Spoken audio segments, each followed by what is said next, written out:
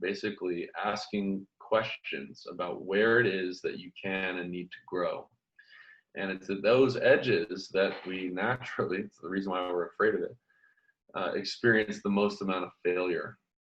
And so the greatest gift I think anyone could give themselves is to find something that you can pursue to the edge, something that you care about and can commit to the longest in order to be ultimately taught this universal lesson, and I don't think you can read about it in the same way that you can live it.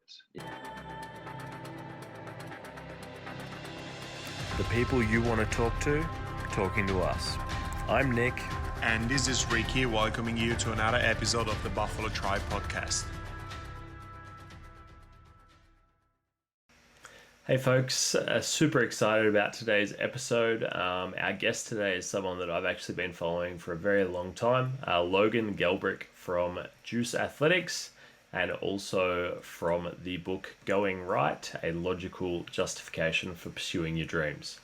I've always been a big fan of both the culture and branding at Juice Gyms, and never more so than when in the height of coronavirus lockdown in the US, somehow they not only managed to put together an online training program called Delta Bravo, but also managed to find and supply 400 people with dumbbells for the program at a time when they've probably never been in more scarce supply. So if you want to hear how they did that and have a bit of a chat about leadership, the future of coaching, and how to professionalize the coaching industry, stay tuned. As we start out, just wanted to have a bit of a chat to you at the start about kind of the origin of Juice Gyms. And there's kind of, I guess, a symmetry at the moment in starting out training in parks, training outdoors, and, what we're currently having to do. Yeah. So how... Yeah. I don't want to sound like I don't know if this figure of speech makes sense in Australia, but we say that the older generations here talk about how much tougher it was for them growing up. So they talk about walking to school uphill both ways in the snow, and like it's just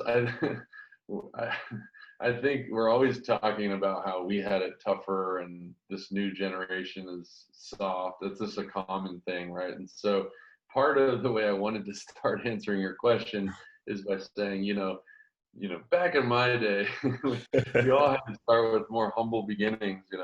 We couldn't open a 5,000 square meter place with perfectly new Rogue equipment on day one. But we started in the park. Very very humble beginnings, so. Yeah, in a lot of ways, this, I guess, feels more comfortable than it might for some others, However, I think what's really behind that question and maybe my answer is that I sort of take this really aerial view of business and specifically performance. And it's sort of just like, tell me the rules, like tell me the boundaries that we play inside of, and then we just see who can play the best inside of those boundaries. Yep.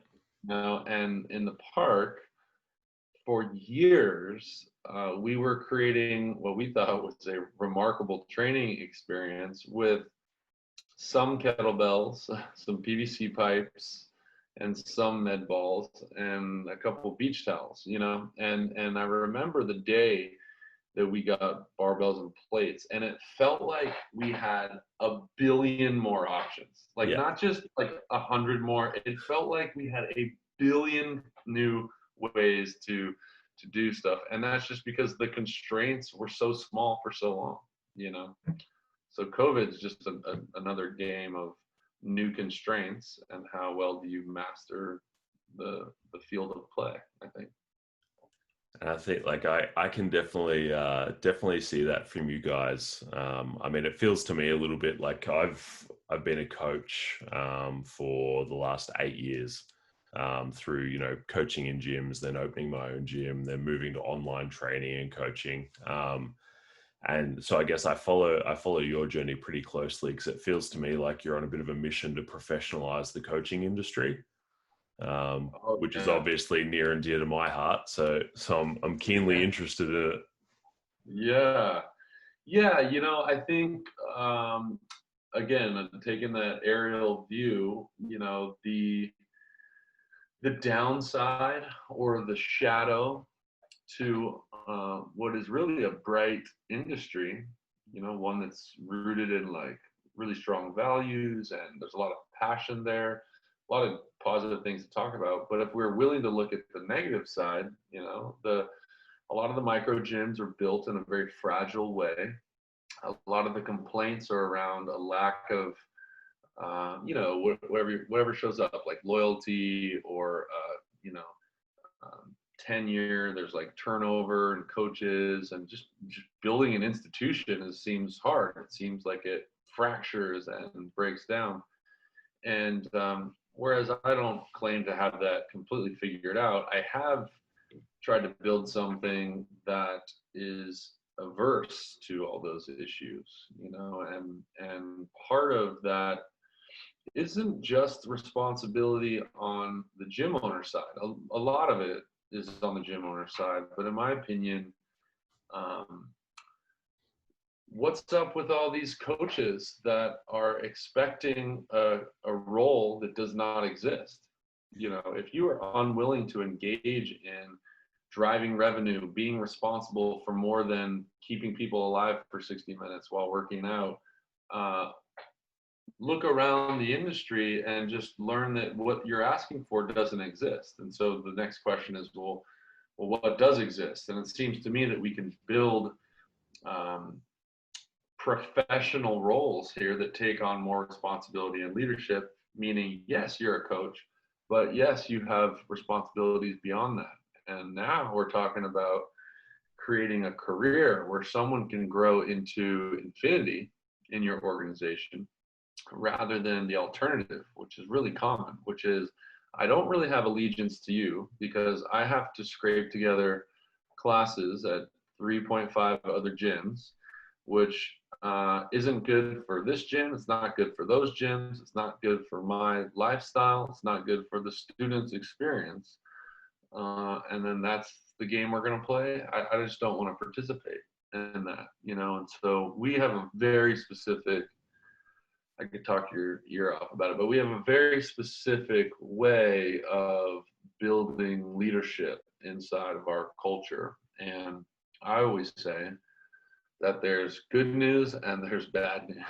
And the good news, you know, I just put out this sort of beacon. You know, we're trying to expand locations wise and staff wise, and I put out this kind of beacon because I've been reluctant to do so, but just to share what it's like to be in leadership in this organization. And what it's like is you probably coach less than 15 classes a week.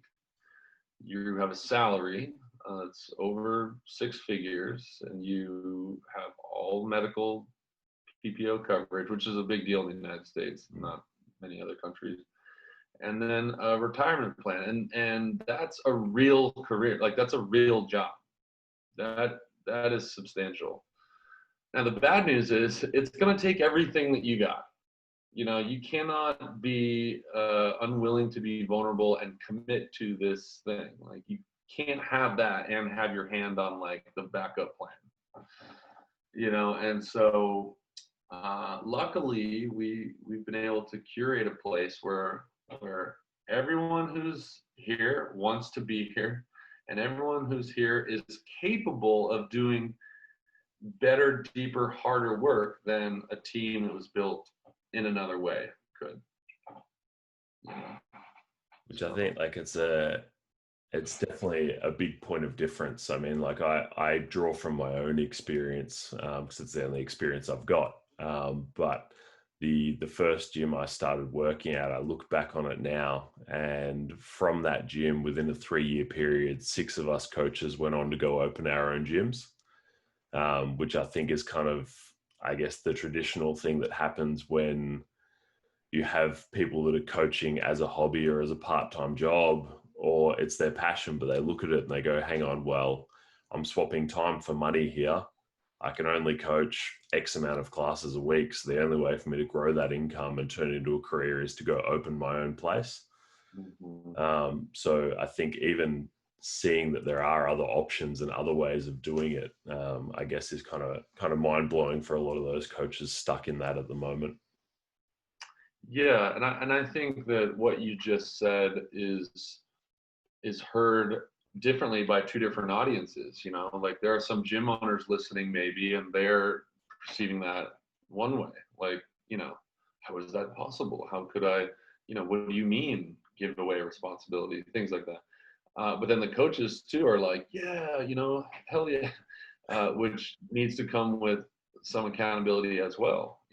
What is it that you are willing to do, commit to, give up, etc., to make this thing work? And so I really like, this is a big idea in how I sort of view entrepreneurship, is I really like mutual tension. Like both parties, like if you and I are going to do something other than just be friends on the internet, like we want to go into business together, I think the best scenario for the both of us would be that we are both in some sort of relatively equal tension of responsibility, right? Yep. The consequences are shared in a way that, if you lose, you lose. And if I lose, I lose. And if you win, you win, and so on and so forth, right? And so mutual accountability is really important, I think, to make any of this work. Yeah, I think that there's definitely there's always going to be a strong buy-in from both parts. And if you have that case where someone's not invested because it is a hobby for them, or they're not invested in the outcome, one party's definitely going to get more frustrated when they see that as well. So on the topic of that buy-in, I guess I think I look at your gyms and I see that the marketing and branding is so strong.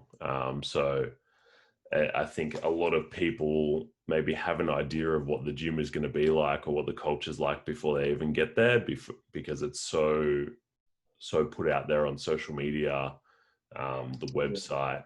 I mean, I look at the culture and I can tell a little story.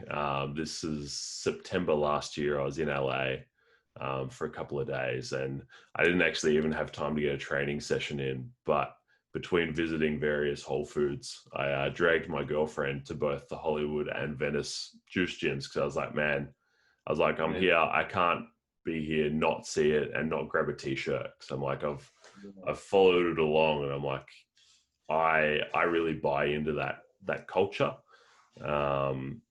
which I think when you put the call out for coaches, or you put the call out saying, hey, if you're interested, here's what it takes, I think a lot of people probably already have that idea of what the culture is going to be. So it's not a culture shock for them to know that they'd be expected to do more. Yeah, there's a feeling, before I knew anything really about this, I did begin with a couple just ideas, like a premise basically, and I think it's worth maybe sharing. One is a feeling, which is I want to create a place where it feels like being there. Well, first of all, that the place represented idealism, that it represented the best effort, right? The best expression of this thing. And so being there, it felt like every person who is in the building, so to speak, feels like they need to play up, play bigger than they are. And I think we've really captured that feeling. It's part of the model that is described in the sort of motto, hold the standard. And then the other one is, you mentioned branding. I'm very passionate about entrepreneurship, and a lot of the online and seminar education that I do is around coaching other business owners and leaders some of these principles, regardless if it's a fitness thing or not. But when it comes to the branding side, it's worth sharing the story. I don't tell it that much, so maybe you haven't heard it, but when coming up with the name of Deuce, there's a backstory that's maybe less important right now, but the strategy was a simple one-syllable word that in and of itself did not describe the business. And the reason for that, it's not a great strategy for all types of businesses, but the reason for that is fitness is such an insanely emotional industry where it's very introspective. So when you see fitness things or you hear about them or you're marketed about fitness things, it draws an emotional response and there's a judgment there. What does this mean about me? Could I do that? Is that good? Is that bad? Etc. And I didn't like the lack of agency in calling something such and such strength and conditioning facility, CrossFit so-and-so, et cetera, because it felt like we had less of a chance to educate people as to what that meant. Now, the word Deuce doesn't mean anything in and of itself. Someone's coming upon it for the first time. We feel like we have a chance to educate you and the audience as to what that means, right? And there's a little bit of allure to that. And so over the last, years and years and years, with many different ways of communicating it, we've allegedly communicated to you, who's very far away, that this is some place that something special is happening in. And we just wanted a chance to be able to be in charge of that conversation. I think it's a really interesting point, which I'm definitely fascinated by it. So hopefully the listeners are as well, in that you wanted to communicate what fitness was to you and what that means to you, rather than have them have their preconceived idea, which I guess it's kind of topical at the moment, with a lot of gyms that have de-affiliated from CrossFit, regardless of what's happened over the last couple of months. I think that was almost a trend anyway, where people would maybe keep their CrossFit affiliation, but move their branding away from it so they weren't reliant on what someone else's communication of the message was. So it looks like you guys are a bit ahead of the curve there and thinking, okay, well, if I'm going to open this facility, like obviously I don't want to tie it up with someone else's vision. I want to be able to communicate what I think fitness is and what I think fitness should be for the people. Yeah, 100%. And I think CrossFit is a great example. I mean, just for full transparency, since the day we opened until very recently, we've had a formal affiliation with CrossFit.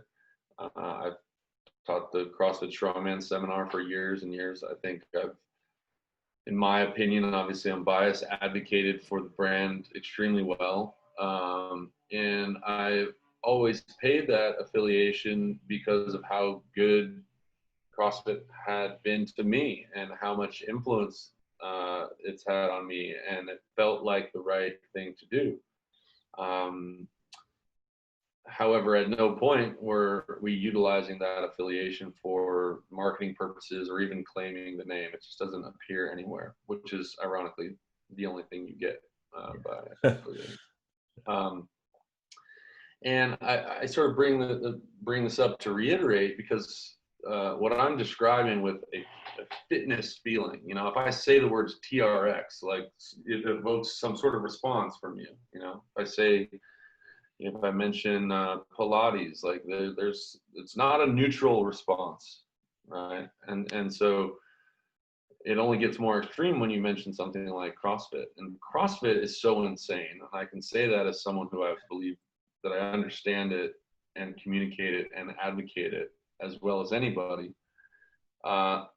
We've also got to be able to say it's so insane that there are folks who have the socks on and the nanos and the weird shorts with the slit on the side, and then the Johnny Throwdown shirt and the whatever, the whole outfit. And it's all you see on social media. It's a massive part of their identity. And I could sit them down at this table and look them in the face and say, what is CrossFit? And they would ruin the definition. They wouldn't be able to explain it to me, right?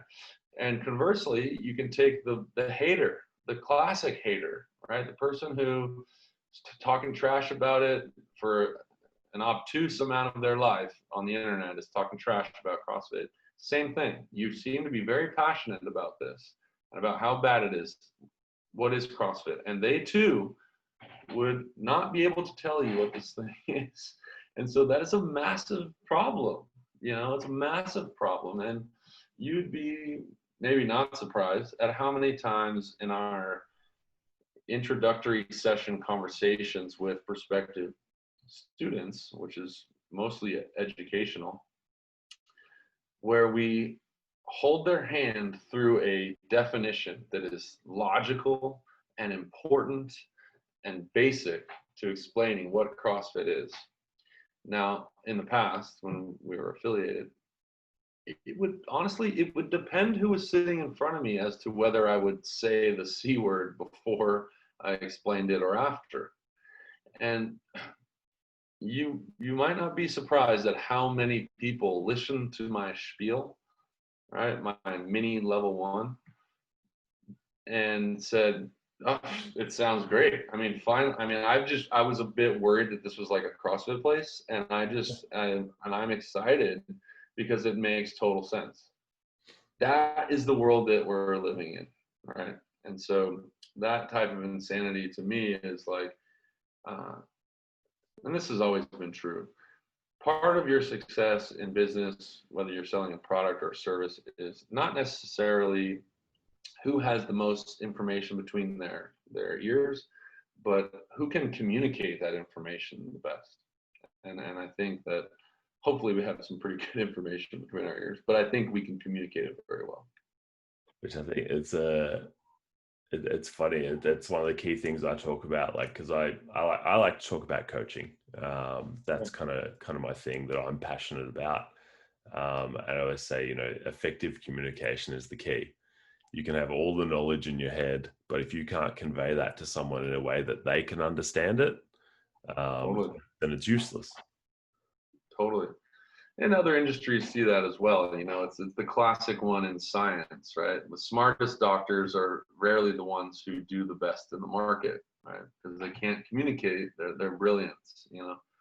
So the real special folks are the ones that have a real substantial threshold of expertise and can be the middle person, you know, communicate it to the people.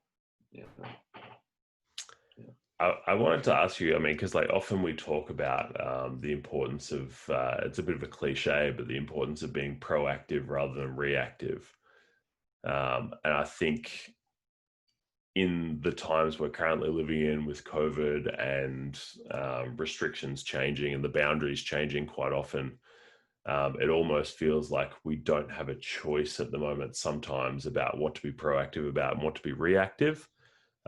So I wanted to talk to you about the Delta Bravo program, because I guess I see that as something that maybe started as being a little bit of a reactive movement. And then obviously it's become this proactive big push from there. I just wanted to, I remember reading a quote. I think it was a comment on one of your Instagram posts, and it was like, you know, how have you become the man with the most dumbbells in America? I think you said something to the tune of, it's no coincidence that the most motivated man in America now has the most dumbbells. I'm probably butchering it, but it made me laugh. And I was thinking about it. I was like, it's definitely true. I mean, if it's your business, your livelihood, and you've got staff relying on you too, like you've got no choice but to become the most motivated man and be proactive in responding. Yeah, 100%. I think there's a very fine line between what you're saying, which is essentially being on offense or defense. Yeah. You know, it's a very fine line. And if you want to take the sport analogy even further, just like in sport, the ball can change hands. You can toggle on and off, being on offense and defense. I'm open to being wrong about this. I think if I evaluate our behavior since the start of quarantine, it has felt, at least internally, that we have been on offense. Basically, I've always been a civilian, have no military experience, but it feels like a strong analogy is you're ambushed, and allegedly the best way to deal with an ambush is to attack the ambush, right? And so a lot of people, their behavior was they froze, like let's see what comes of this, and they sort of sat idle. They looked around for other leadership in the industry. The affiliate owners page on Facebook is a spectacle of human behavior, right? So these people are trying to learn how to lead by polling the next leader next to them, right? It's very ironic. And then very few people attacked the situation. And I think there was almost no time in which we weren't on the attack. We shut down voluntarily, basically hours before it was mandated, but that conversation was not one of a victim mentality at all. And I think everything that I'm about to say lives inside of a very basic but critically important framework that we know from the Stoics, right? And life can be placed into two categories: things inside of your control and things outside of your control. And that is so black and white, and not my opinion, that it's universally important, and so we decided that, well, our business is that of developing performance in the context of community in order to build this lifestyle, and that's what we offer. The context of that has changed worldwide to where doing that inside of a gym is illegal everywhere in the world. However, we know how to do this.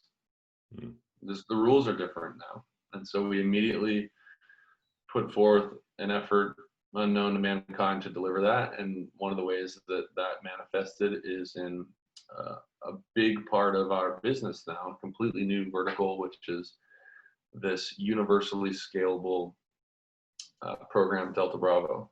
And immediately set up distribution to drop ship dumbbells to anyone, anywhere. They're branded dumbbells. I bought a shipping container full of them from China, and until that supply chain is set up, we bought dumbbells out of every garage and every garage sale and every backyard you can imagine to make sure that straight away more than 400 people had a pair of dumbbells, which was one of the most difficult commodities to come by in this country. And to me, it's COVID was the nudge, but we have been and are solving for not just a 6-month plan, but a 10-year plan. And I think Deuce is an important thing in the world. Ironically, unless you live within 4 miles of our locations, it's difficult to participate with Deuce in terms of your physical education. And so Delta Bravo means that any motivated person can get as fit in strength and conditioning as they've ever dreamed of anywhere with us. And that's an amazing goal to accomplish, I think. Definitely. I mean, like I definitely watch it with interest because my business is online programming and coaching. And just from what I saw, like, the way that it's packaged up, the fact that you have knowledge of exactly what equipment they have because you've sent it to them. It's scalable in terms of how many people you can add to the program. You've already got, the coaching staff to provide tutorial videos, demos, even like the group led, I guess, Instagram sessions. So like awesome effort from what I've seen to be able to get that out and push it out to the world so quickly. But I think to me, it just kind of speaks to that culture. And it's I started laughing when you were talking about the Stoics, because I actually had written in my notes here, Stoic philosophy of control what you can, cope with what you can't, which is one of my favorite quotes. Yeah, that here's the thing with that is it's a universally true perspective on how to maximize performance in any task. It's universal. Now the problem is that some population of people are listening to this right now, and what I would say to the people that are listening is that if you're not careful, it's possible that you could live a life that sort of dodges the importance of this topic, and that is a life that is seeking protection from consequences, right? It's one that's lacking vulnerability. It's one that is not operating near the edge of your capacity.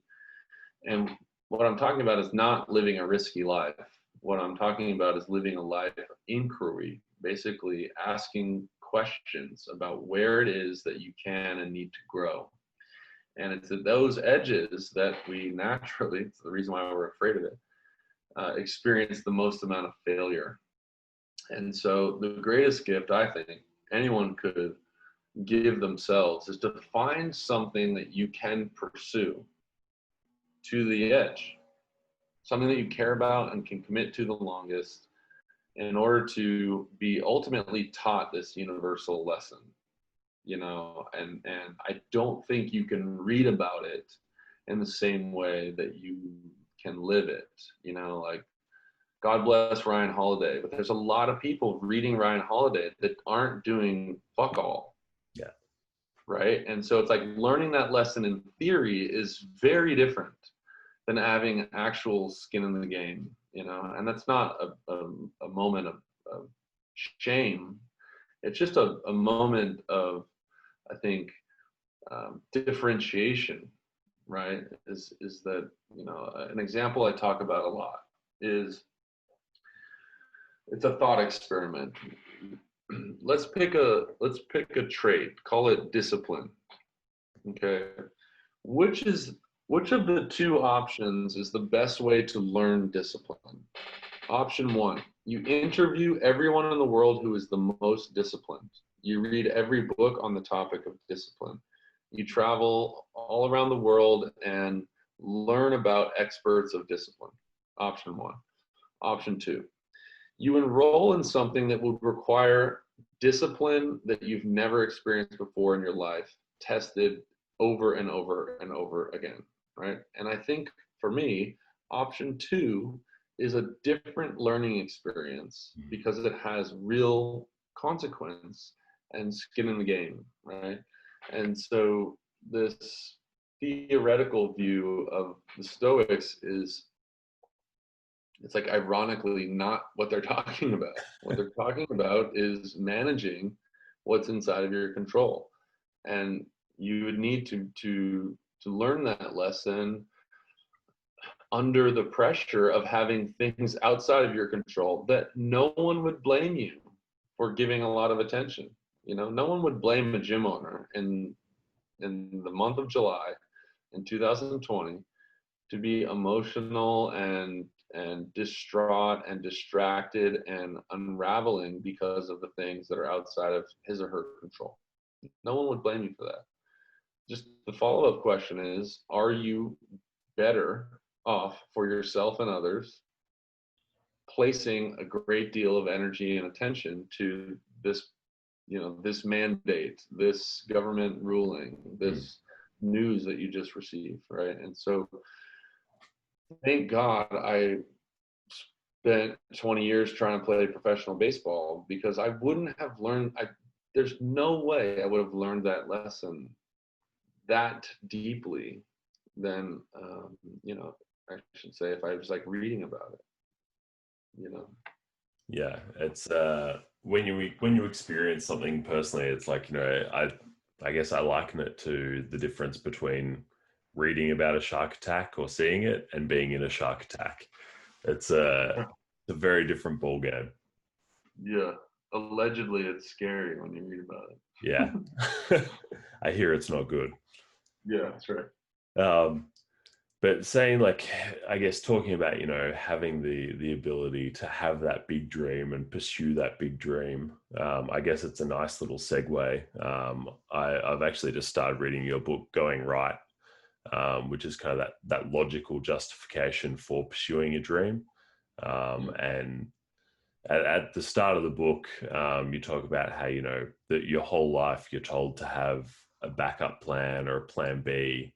And that's only when you achieve that plan A that people go, oh, congratulations, you stuck through it. You made it. Yeah. But that encouragement, I guess, is not forthcoming on the front side of that goal. Yeah, and it's understandable because people are afraid. Like anyone who cares about you wouldn't want you to be, experiencing pain or to go through something difficult. And so it's a protection mechanism. But what the book was all about was, for the first time and maybe the last time, piecing together the black and white bulletproof argument for the advantage of pursuing what feels like a risky, unrealistic version of yourself. And what we know is that there are lots of emotional reasons to do that. We get excited. My favorite quote from the book is, motivation can mobilize us, but it rarely sustains us. Every person that's ever lived has been to some sort of version of a pep rally, or they watched Rocky IV, or they were inspired about something. And then that inspiration went away. Right. And so I'm not thinking that we need another pep rally to get people to do what they're not doing. I mean, the vast majority of people are choosing a version of life that would guarantee that they will never meet their best self, guarantee. And what they believe that they're earning with this choice is a trade. And that is a trade of things like security and certainty and safety and these sort of socialized norms, right? Support structures, etc., which works right until it doesn't. And then when it doesn't, you are extremely fragile and unprepared and underdeveloped.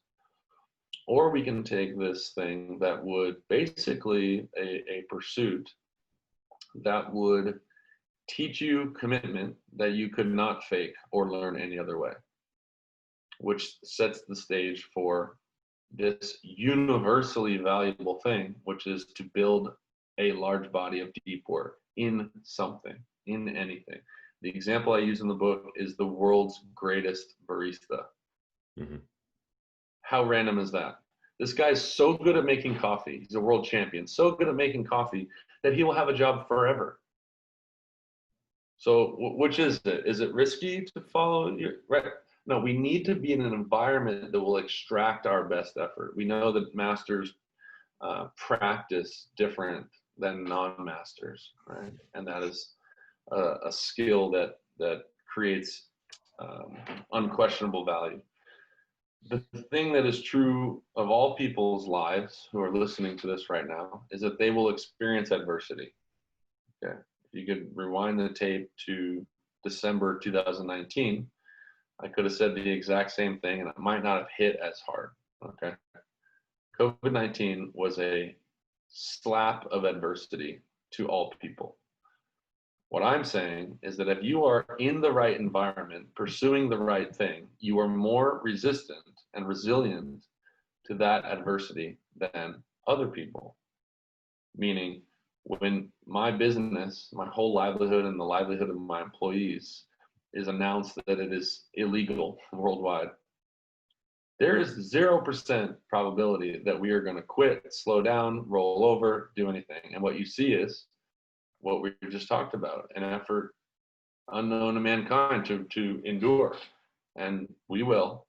And I can tell you fully that I would have quit a lot of other jobs when that hit, right? I would quit a lot of other types of relationships or other types of hobbies, but not the one that is drawing out my greatest commitment. And then the last two things are that these types of pursuits are sort of mathematically teed up to experience the peak human experience of flow, which a great case could be made that the pursuit of flow is really the meaning of life. And if these aren't compelling enough reasons to pursue your peak expression, the last amenity or characteristic of people who are willing to go on these journeys, also characteristics that are not available to people who don't, is that these skills are highly transferable, right? So even if you don't make it, which is another reason why people don't try difficult things, is a fear of not accomplishing the goal. The simple fact that you went through that process makes you mathematically better, more capable, highly prepared for the next thing, right? I've never accomplished any of my goals. That's a fact. But what I have to show for it, I feel, is compelling. And that is exactly why when I got out of baseball, decades before I thought I was going to get out of it or wanted to get out of it, I felt like I could dominate anybody in a competitive sense in entrepreneurship.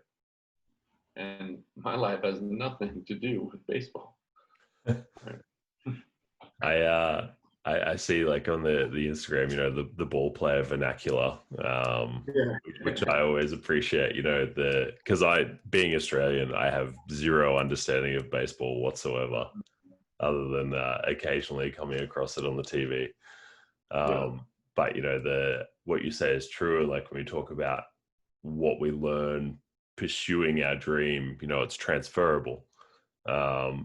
So you do have those transferable skills of like, all right, this aphorism may not make sense outside of that particular sport or arena, but the lessons learned from it or the message that it's trying to convey is something that's useful to us in all aspects of our life.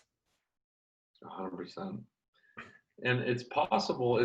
What's difficult about what we're talking about is only the participant will know.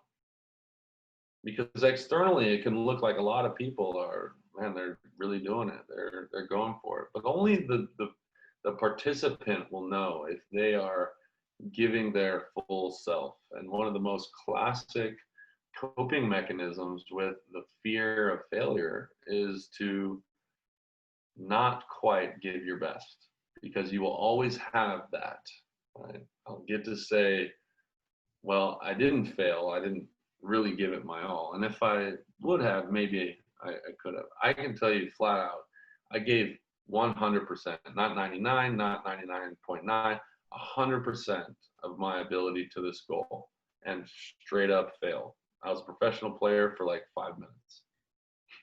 Okay.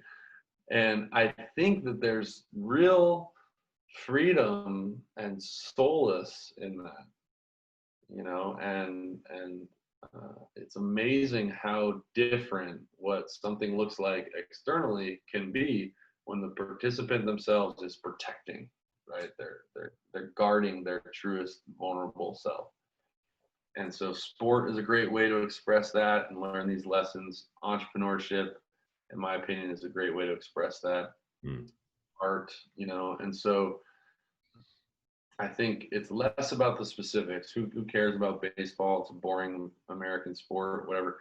Find the thing that will draw out your best effort and make it rigorously difficult and hold yourself rigorously accountable, right? That's why there are numbers in business. That's why there's a scoreboard in sport. It's for accountability. That's why you don't play your opponent and just say like, hey, we'll just see how this goes. We don't need to keep track.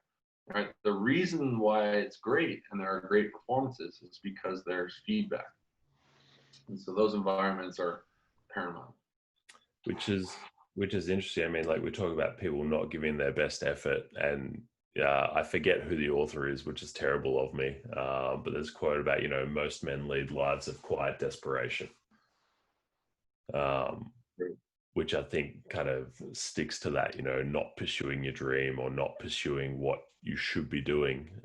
But to talk about, we keep score in business, like we have metrics, it's all measurable. If you look at a profit and loss sheet for your business, like you can tell whether you're currently on the right track or not. In sport, you look at the scoreboard, you see, this team's 22, this one's 18. There's a clear winner. It's an interesting discussion going on at the moment, probably for the last couple of years, about how I guess the culture of sport is changing a little bit at the junior levels, with more of the participation awards and some sports not keeping score, for the little leagues, that kind of stuff. Yeah. Do you feel like that's going to have an impact in the future on these people? If they haven't experienced that, you've won the game, you've lost the game, that skin in the game we're talking about. Yeah. So what I'm sort of hearing come up is two bad choices. One choice is that nothing matters and we give participation trophies. And the other choice is that everything matters and this is, the Super Bowl every day. Right? And like most things that are sort of reductionist and binary like that, is we want to look for more truth, and it's generally going to be more nuanced. And so here's how I'll answer your question. The score when you're 10 years old doesn't matter. It actually doesn't matter when you're 30 either, but there's a container of context that needs to be taken into account. Okay. And so I believe that the container or the context for youth sport includes things beyond winning championships, right? And if you can have enough mastery over this, so people who have actually done the thing generally aren't the psychopathic parents and coaches. So I've actually done the thing. And so when I coach youth baseball, it embraces and utilizes the quote unquote rigorous nature of keeping score in context, which is what? This is a time for development. Yeah. Right? And you use that to your advantage, but not so far as to be at a disadvantage, right? And so I think there's a way to include these elements, not throw them out, but also not miss the point. And a lot of times what happens is folks miss the point. I remember when I was transitioning out of baseball and interning with the sort of strength and conditioning world, I, the way that I could make the most amount of money working the least amount of hours was going to be in baseball. That was just a math problem at that point. And I remember being so fresh out of professional baseball, coaching these youth, quote unquote, elite travel teams, that I knew that the words that I said had a lot of power, right? Because I wasn't like washed up yet, maybe. Okay, and the first thing I said to these players and their kids was, I'd like to get something straight. None of this matters. And I'm like, I know you're nodding, but like, I mean, none of it. Like, not even the big tournament, quote unquote. Like, none of this matters. And you won't remember any of these scores or who won of the trophies 5 years from now, 10 years from now, definitely not 20 years from now. So let's start there. That being said, we're going to use this as a vehicle for development. And what I'm saying about youth sport is true in any context. I mean, even in business or in professional sports, we're using the metrics as a feedback loop. Like if you want to get spun out and be upset and get derailed because of a failure, or you're living and dying by the high of a success, you're not a professional anyway, right? By the time you get to that level, you understand what is true, which is the people who are having the most success and quote unquote winning are the people who use the dissatisfaction of failure the best, right? If you lose a race, or if you miss a pitch, or you miss a shot, or you get tackled, or whatever happens, it's the people who can use that negative feedback best to improve are the ones that go forward. And so I think it just takes a responsible party to communicate that to people, to give them permission. Because if you don't have that conversation, then we sort of regress to a very simple mentality. And sports are a great way to learn that. I mean, not to like do the most run-on answer of all time, but I think this is important. And it goes back to reinforce the Stoic thing. I tell a story a lot in the Hold the Standard Summit about process orientation. So when I say process orientation, I'm talking about the parts of your play that are inside of your control. Result orientation would be like what you're talking about, the score, who won, who lost, who was safe, who was out, etc. We all want the results, myself included. I'm not even saying that I don't want the results. I'm saying I want them. What I'm saying is that the best way to maximize the results is a ridiculous commitment to the process.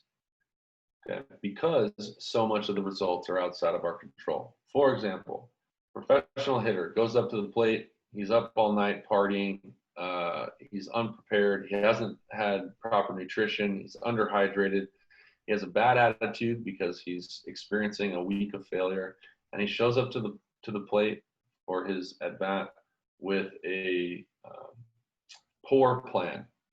And this individual puts a poor swing on a poor pitch and hits a ground ball through the infield and is awarded a hit.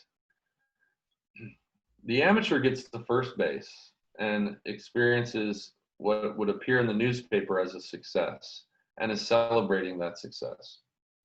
The professional is upset because he or she realizes that that process is completely unsatisfactory, and you cannot bank on that process as a way to experience more and more success, right?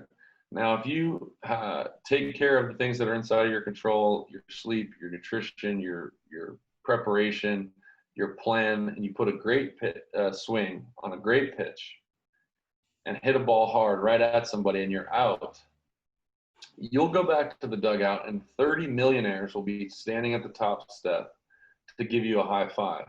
And you too will be stoked on that performance. That is a bona fide failure, right? And the reason for that is that type of behavior is the type of behavior that would elicit more growth, more performance, more results, etc.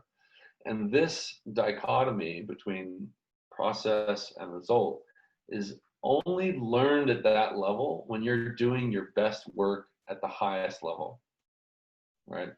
Because there are so many low performance cultures that would reward the former, that would reward the accidental success over the purposeful, masterful failure. And our industry is riddled with this. How many people opened a functional fitness oriented gym in the boom of that industry, did nothing right, took on no curiosity about how they can improve because there was no need to. They experienced success. Every month there was more members than last month.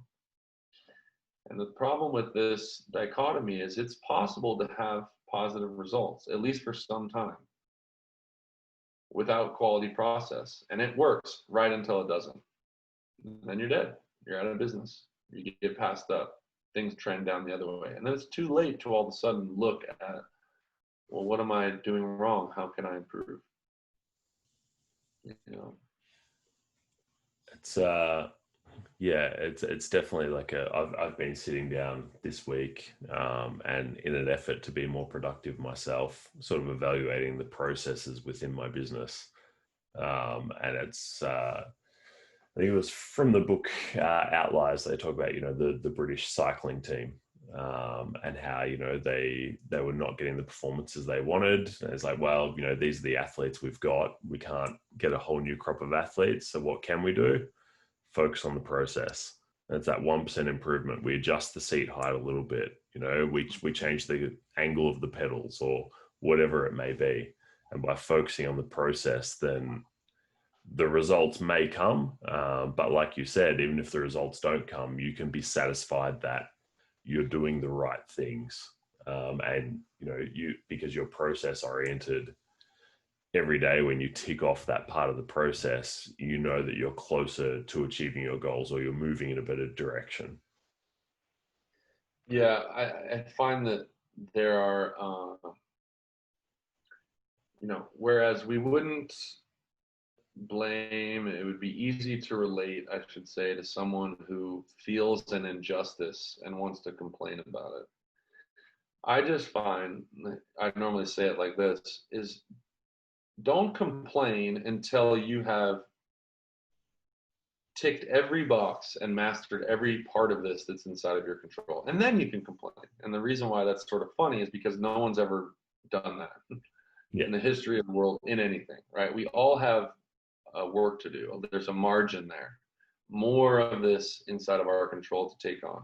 And so until you've done that, there is more for you to do. You cannot throw up your hands and say, I'm a victim of this thing, right? And so I think that it's just a good reminder that puts us all to work and gives us agency. I mean, part of being a victim is it's disempowering. What you're saying is, I don't have a say in my reality. And so if you have 1% say, just get busy right there. I think it ties in a little bit, like within the sphere of the fitness industry. Something I was having a discussion with some other coaches about this week is the instant gratification nowadays, where people maybe start doing CrossFit or functional fitness and it's 5-6 months in and they haven't mastered Olympic lifting. It's that frustration because they have this idea in the head of, oh, this is where I should be at. But here's where I'm currently at. It's like, okay, well, have you been working on your mobility? Have you been doing the accessories that are going to help you? Is this actually a priority for you? There's always been an issue with human beings and instant gratification. I mean, it's in our DNA. I think what we're dealing with now, to like piggyback on your point, is that there's more information being shared than ever. And so few bits of that information are showing the boring, monotonous, mundane parts of it, that it appears less and less and less a part of the story. Right. And so it feels like we're more in tune with the excellence around us, when in reality, we're not. We're not seeing the whole picture. And so there's more in your face result-wise and less in your face process-wise. Where that was like more opaque before, right? Like I'm sure before the internet, like the way that we constructed our view of people was, it was less in your face. Like there was less highlights going around, and I mean, there was a whole era of sport before Sports Center, where there was no like play of the week. And that's just like switched on to level 10,000 with Instagram, and I'm not even here like trying to preach that like Instagram should be full of boring shit. You just got to be able to see how the system works. People talk about like, well, I'm so depressed because of, my life doesn't look like these people's lives. And it's like, not to shame mental health, which I've struggled with myself, but it's like, that didn't fool you, right? Like you didn't think that every meal was avocado toast, right? You didn't think that they lived on a yacht. You could see that they went on vacation and went on a yacht and had avocado, right? We need to be able to see that, right? As like critical thinking adults, And I think that if you don't keep that in mind, you could get really lost in that thing. We were chatting to a guy called Nico Malley, who he plays for New Orleans in the NBA. And this discussion kind of arose because we were looking at, you know, there's been this fascination with the Last Dance documentary, Michael Jordan on Netflix, which as a former basketball player, I was like all in every episode. Yeah. And he talked about the difference now, like everyone's so fascinated because this was that era before social media where you didn't see inside the locker room, you didn't see what these guys were up to. And he was contrasting that with now where a kid will send him a DM on Instagram and be like, I'm your biggest fan. Like, you know, could you chat to me about, you know, how you perform this move, or, you know, help me out with some training tips. And if they see that he's seen the message but not responded to it, very quickly it turns into, oh man, you think you're too good for me. Like there's a level of access to, or what we think is access to that elite level of performance now that didn't exist. Yeah. It's crazy, and it's inappropriate, you know, and it changes expectations, you know. I mean, it happens a lot. This isn't really the place to vent about this, but you know, being a leader in a community of any kind is a role. It's a big role, and there's responsibility there. But to begin at a place, to assume that you have access to someone at any time during the day it is insane, and it is normalized right now. You know, just because you call someone doesn't mean you get to talk to them. You know, that's an insane assumption. But access, information, sharing is so normalized now. I think it's just helpful for us to share the rest of the story. Yeah.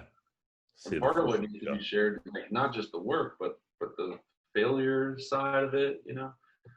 As long as quote unquote successful people sort of perpetuate a model of success that doesn't involve those failures and tribulations, it sort of creates this projection where people don't understand what success really is. And so they'll try something, experience some failure, and think that they are different than successful people. And that's obviously not true. I don't know why this is coming up so much, but I think I genuinely think that people are being duped into thinking that success and their dream version of their life is like this straight shot to the title. It's just not, you know. Yeah, you can kind of see, you know, people with what we see now, people think the graph is charting like this, when in reality it's, you know, a series of peaks and valleys. 100%. One of my favorite thinkers is Nassim Taleb, and I'm paraphrasing, so forgive me if I butcher it, but he talks about, to use your graph example, a winning stock. Okay, so a winning stock would over time be more valuable than when you bought it, right? And so let's just say you buy a stock for, you know, a car company at $10 a share, and then 10 years later you sell it and it's $500 a share. Okay, so that's a bona fide win. Like that's objective, right? It's not my opinion, right? And so if you looked on day one at the stock price, and then you looked on the last day and it went from 10 to 500, there's one emotion, and it's joy. It's holy shit, I'm rich, right? Okay. If you looked 5 times, so like once every 2 years, it would say like $10, and then it would say 150, and then 210, and whatever. It would be like 5 emotions of like, holy shit, this is great. But if you keep doing the mental experiment and increase the frequency, so I check every Friday. Well, a lot of the Fridays are great Fridays, but some Fridays, a greater percentage of them are like, damn, it's a little bit lower than last Friday. And then if you checked it every day at noon, and then every 5 minutes, the smaller the interval, basically, even a stock that wins all the way from $10 to 500, if you check the stock price every 5 minutes over 10 years, you would have about 50% negative experiences and about 50% positive experiences. and this is the misunderstanding of like what it would feel like to have success. And it doesn't feel like, yay. Yeah. It's we had a similar conversation. We were chatting to Jordan Syatt. And he was using the example of, when people frequently weigh themselves on the scale, not even just once a day, but multiple times in the day. And you feel that it's that roller coaster of emotions you're setting yourself up for. Because again, it's that focus on the end goal, I guess, instead of the process. 100%. But to guess, I guess kind of wrap this up a little bit because I don't want to keep you too long. But just to close out, like with what's happening at the moment, and I guess too in terms of your quest to professionalize the coaching industry and turn this into a career, not a job or a hobby. Where do you see the future of the industry at the moment? And not in terms of, fitness trends or online versus in-person training, but where do you think the future of coaching, like what kind of person can succeed in the coaching industry in the future? Because I guess you talked about, allocating more responsibility and them having control of more facets of the business. So I guess, is there a kind of person that you're seeking to attract? Is it a mindset? Is it a skill set? Yeah. Well, what's non-negotiable for us is an awareness to and a willingness to adopt a growth mindset. One of the only requirements of joining Coaches Prep, which is the rite of passage to be an employee at Deuce, is reading Carol Dweck's work called Mindset. Anyone who's listening who hasn't read it, I would just say it's mandatory for life. The short story on that is like there's generally two global perspectives or worldviews that people have. One is that our traits are generally fixed, and the other is that our traits are generally malleable. So if the way you grew up leads you to believe that you are smart but not athletic, or some people are creative but not you, and that's just the way that it is, then feedback, specifically negative feedback, is difficult to hear. Okay, it's difficult to hear because it sounds like news that there is something wrong with you and you cannot change it. That sounds horrifying. But if you take on this perspective that your traits can improve and they can get worse, if someone gives you feedback, specifically negative feedback, it's sort of great news. It's information as to how to get better.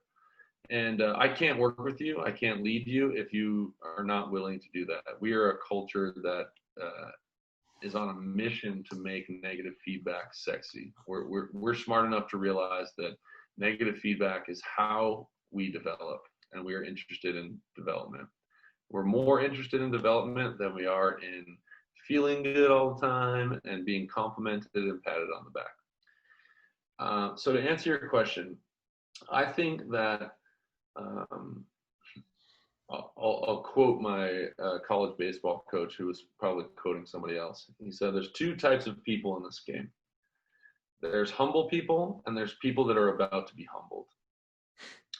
And I think that there are a lot of egos in this industry, and it's an interesting one. I think coaching is like one of the easiest ways to be in a role of authority. So maybe it attracts weird kind of like behavior and people with weird goals. I've said this before, and I'll keep saying it on these interviews. If you're a great coach, awesome. But you're not rare. I mean, there is almost nothing impressive about that. I mean, there's like one thing, which is like you're pretty good at coaching, but like that's it. And so many people can do that. Okay. Way more people than are successful in this business. And so this hunger to be better and this humble mentality is the way that great individual performers and great teams perform. And so I think what it looks like is building cultures that allow people to exchange the best information for adaptation, which is negative feedback, and sharing leadership, right? Leadership is one of these words where we all think it's good. Like if I say leadership, like you want more of that or less? People are like, fuck yeah, dude, more, right? But if I ask someone like, what is leadership? They'll give you an answer that's worse than if I ask you what is CrossFit, right? It'll be this atrocious definition, right? And so we have a strong working definition of leadership, that being in leadership is essentially being accountable to the results, which by the way are results that are outside of your control. Now, based on that definition, it doesn't matter what your job title is, what your age is, what your experience is. 100% of people on a team can enroll in that behavior. And this changes our mentality about what it means to be in leadership. Okay, so if people want to be a professional, they need to opt into being accountable to the results. And that is much more than clocking in for a class and clocking out for a class. And you can really move the needle with a small team of murderous leaders, right? You can't do shit with thousands of followers, right? I say this said differently. A lot of leaders out there think that they want a team of really great listeners. Nothing sounds worse to me than it's just a bunch of people who are like, aye, aye, sir. Yeah. And then when things go bad, they have one person to blame, and it's the leader. Okay. You want a team of leaders, everyone, to where when things go bad, they point the finger to themselves and they say, what about this is my responsibility? And it's with that mentality that people can grow into whatever role that they want. It's endless, right? Including being able to be a coach professionally and nothing else. And I think that is what the industry deserves. It's what the students deserve. And it's obviously what the coaches deserve. Perfect. That's a great answer. And obviously, like I think from us talking, you know, it's something that I'm probably pretty passionate about because I've got skin in the game. But yeah, thanks for taking the time today. Really appreciate it. That was a pleasure. Yeah, thank you so much. Looking forward to seeing what you guys are up to next. Yeah, we got some stuff up our sleeve. You'll have to stand by. Yeah. Thanks again. Yeah, thank you. Cheers. All right.